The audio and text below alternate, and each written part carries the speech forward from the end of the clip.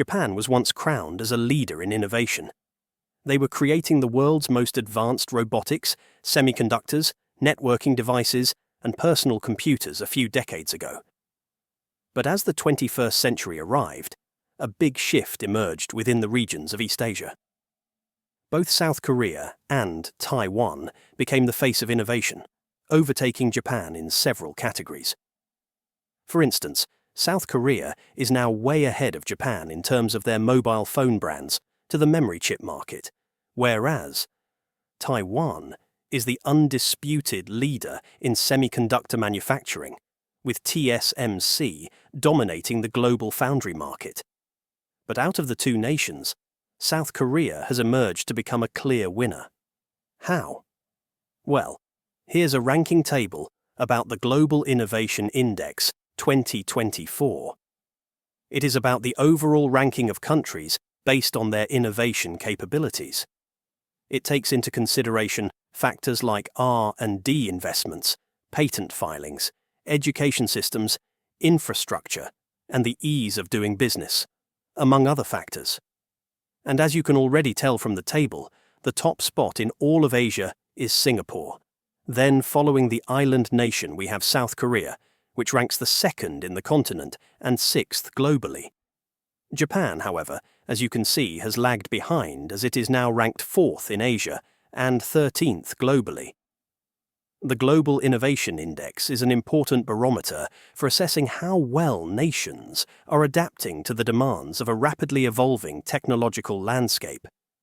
It evaluates not just technological output, but also the policies and systems in place to sustain innovation. To understand just why South Korea has now overtaken Japan in innovation, let us talk about the factors that led the index to put South Korea in a top spot in the Global Innovation Index rankings.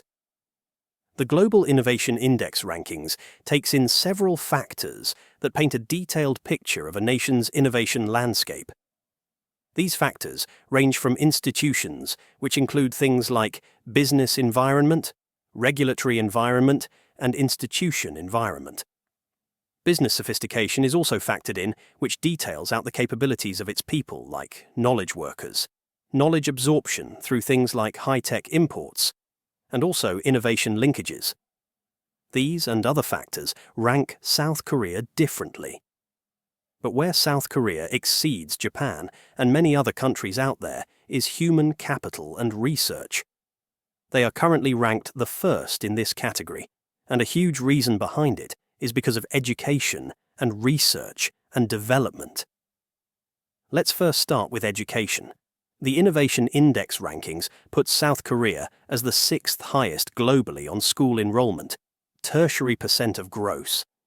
This is basically a measure of how many individuals are pursuing higher education relative to the total eligible population. Here's a graph on that matter with data that we collected from the World Bank. As you can see, the school enrollment, tertiary for this data in South Korea, far exceeds that of Japan. This is true even back in the 1980s, where higher education was considered important for many Koreans. Out of the two, however, research and development has and will always stand out for South Korea.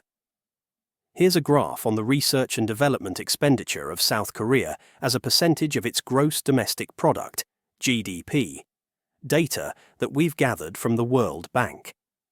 What this data basically tells us is how much South Korea invests in research and development relative to the size of its economy.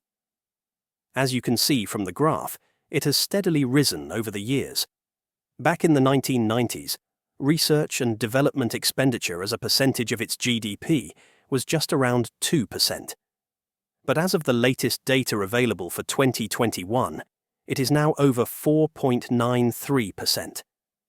If we add Japan to this graph, we get to see this.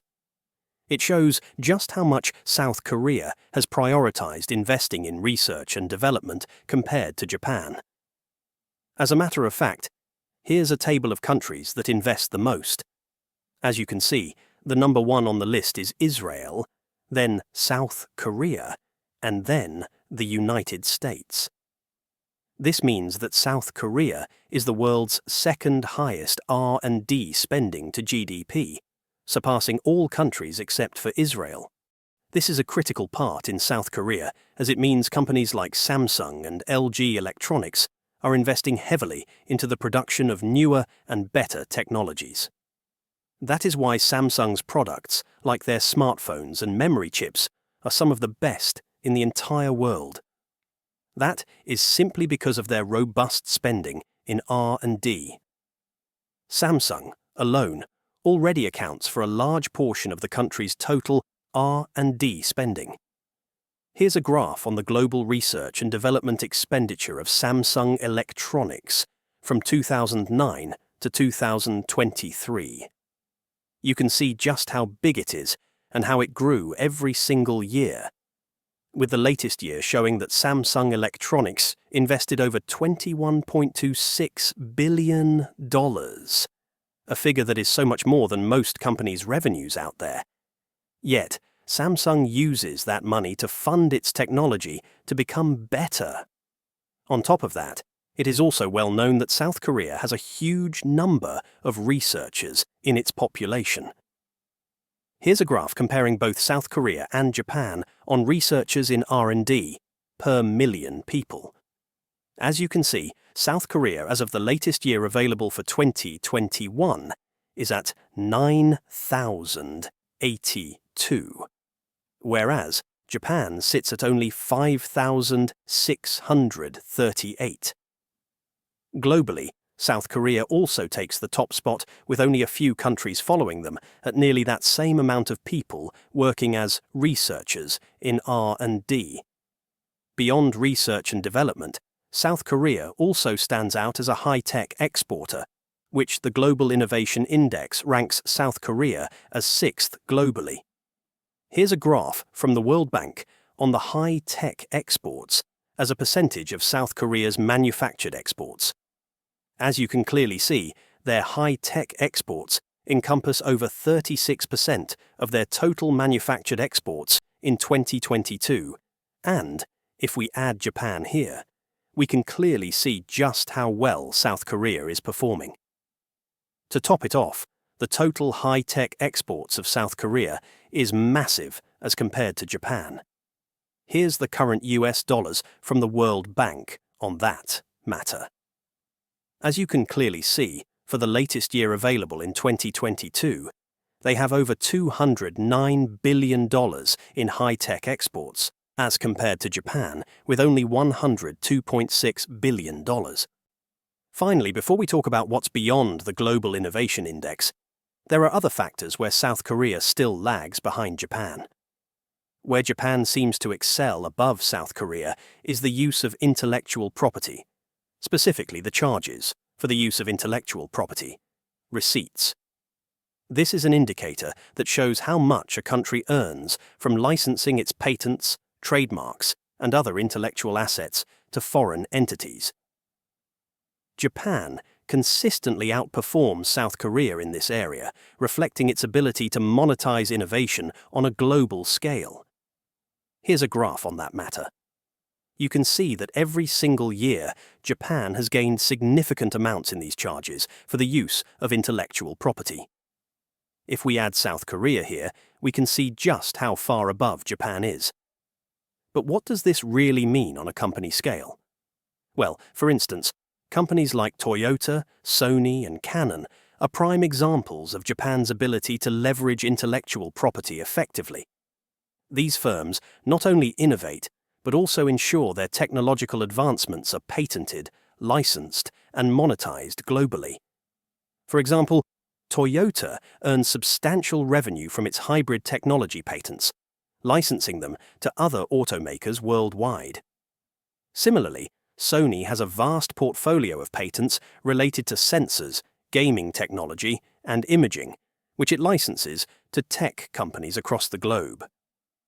To top it off, while we mentioned earlier that Koreans are more likely to pursue higher education, what is better for Japan is that they have a higher score on the PISA scales in reading, maths, and science.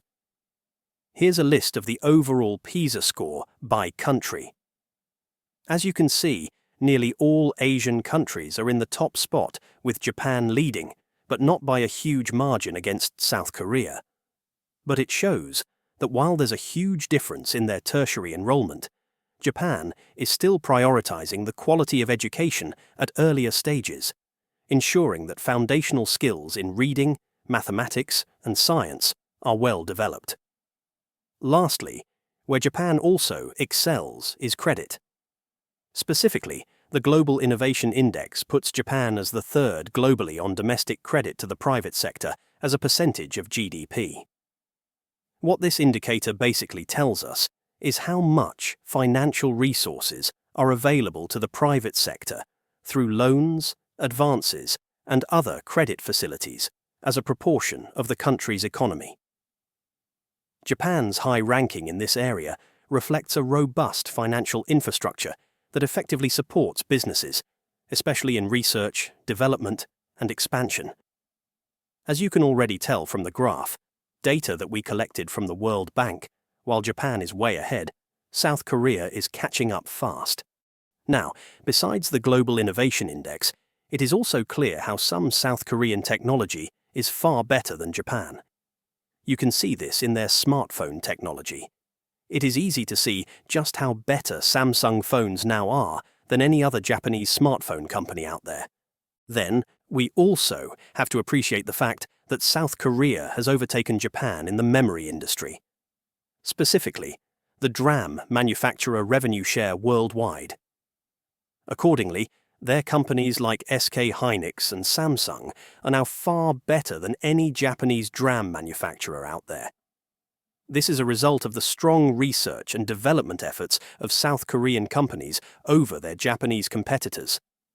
However, it is also important to know that there are other factors where Japan still leads, like its automotive industry, intellectual property, and credit access.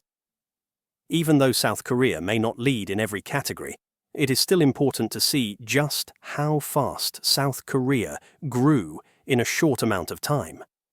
They were once behind Japan in many aspects, yet today they are already on par, or in some categories far above that of Japan.